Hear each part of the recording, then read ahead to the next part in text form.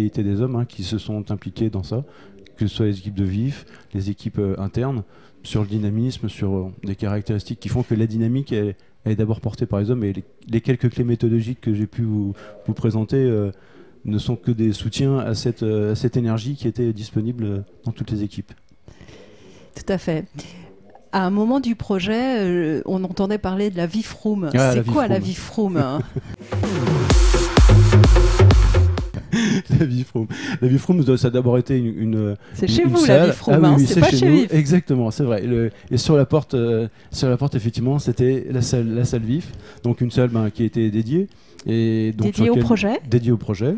Donc sur lequel les équipes pouvaient justement sortir de leur quotidien, parce que de venir dans un espace où on allait pouvoir travailler sur ça, on allait pouvoir travailler ensemble, puisque l'approche processus amenait des gens qui n'étaient pas dans les mêmes services, pas forcément au même lieu, de pouvoir venir travailler ensemble sur le sujet, qui trouvaient naturellement le matériel nécessaire à leur travail. Et puis je pense que si vous avez parlé de ça, c'est aussi, je pense que la décoration de la salle a été appréciée. On a beaucoup de brown paper, de post-it qui nous ont aidés à identifier tout ce qui fonctionnait, tout ce qui ne fonctionnait pas, et de donner une visibilité à l'ensemble des acteurs du process, globalement de l'avancement du projet, et puis de chaque tâche qui allait devoir résolue ou pas résolue ou problématique, et d'avoir une animation partagée, en temps réel, claire, de la situation du projet. Et chaque personne qui rentrait dans la salle avait le moyen d'avoir un petit peu une idée de si ça allait pas, et les problèmes auxquels il fallait faire face.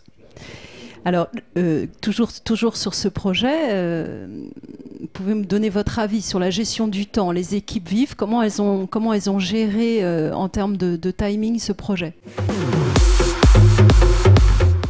Si on reprend le début de notre entretien, je dis il faut anticiper et s'adapter. Donc on avait une feuille de route, on la connaissait, on avait des jalons, des points de démarrage, et qui aussi dans toute activité correspond aussi à des périodes qu'on souhaite favorables pour faire ces changements. Donc on avait quelques jalons qui étaient un petit peu incontournables, et on a su après, et je pense VIF l'a bien fait, s'adapter à cette situation, s'adapter aux changements, aux retards qui étaient pris, aux avancées qui étaient prises. Et ça a été, je pense, une grande qualité de tout le monde, de pouvoir de s'adapter, de remettre les moyens quand il fallait, et en s'appuyant fortement sur les équipes aussi bien les équipes de Crudette que les équipes de VIF. Pour bien fonctionner, une équipe a besoin d'un manager. Et je vous ai cité tout à l'heure Stéphanie Pasco, qui a eu la responsabilité de ce projet et qui a fait un travail remarquable avec les équipes fort de la vision globale, alors celle qu'on pouvait percevoir dans la room VIF, celle qu'on pouvait partager ensemble dans une relation de confiance, de pouvoir se mettre sur les bons sujets.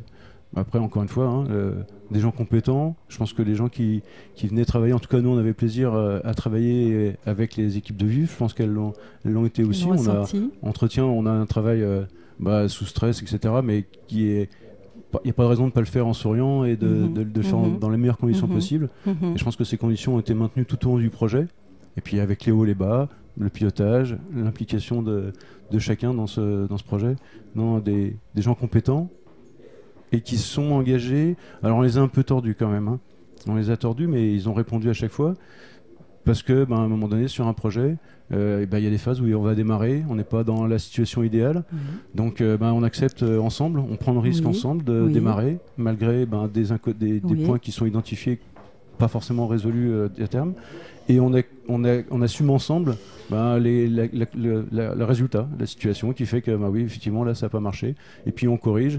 Et puis, on a réussi réellement un démarrage dans des conditions qui ont été satisfaisantes, qui ont vraiment été satisfaisantes. Oui, vraiment satisfaisantes. C'est le mot de la fin? Ce ne sera pas le mot de la fin. Si vous me permettez, parce que les équipes, quand on a choisi VIF, on a choisi une applicatif. Bon, très bien, mais pas seulement, et loin de là. Et on a choisi des équipes capables de mettre en place VIF, de passer de ce VIF pur à ce VIF les crudettes, un peu tordu.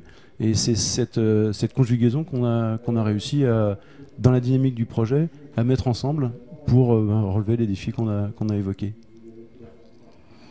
Félicitations pour ce projet. Rondement mené. Félicitations aux équipes de nos 2 entreprises. Étienne, merci beaucoup de cette interview. Pour ma part, je vous invite à retrouver l'ensemble des vidéos sur AgroVif Web TV.